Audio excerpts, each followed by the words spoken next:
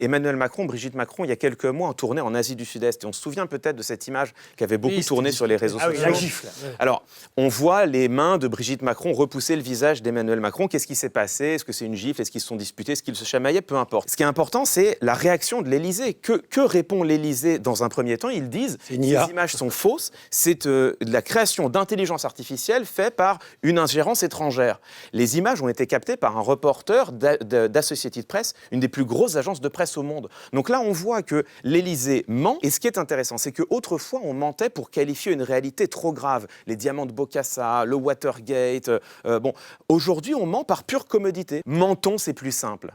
Et c'est ça qui est grave. Exemple qui date d'il y a quelques semaines, donc c'est pas dans le livre. Emmanuel Macron, il est en tournée, là, en ce moment, il fait le tour de France pour expliquer le danger des réseaux sociaux et de la désinformation. On lui pose une question, on lui dit « Monsieur le Président, c'est très intéressant que vous fassiez cette démarche, c'est quand même dommage que vous ayez apporté du crédit en votre temps à Didier Raoult. » Réponse d'Emmanuel Macron « Jamais.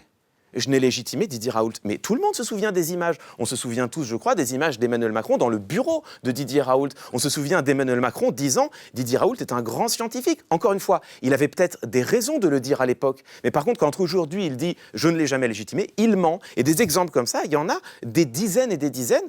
Certains sont dans le livre et je suis sûr qu'on pourrait en trouver encore quantité d'autres.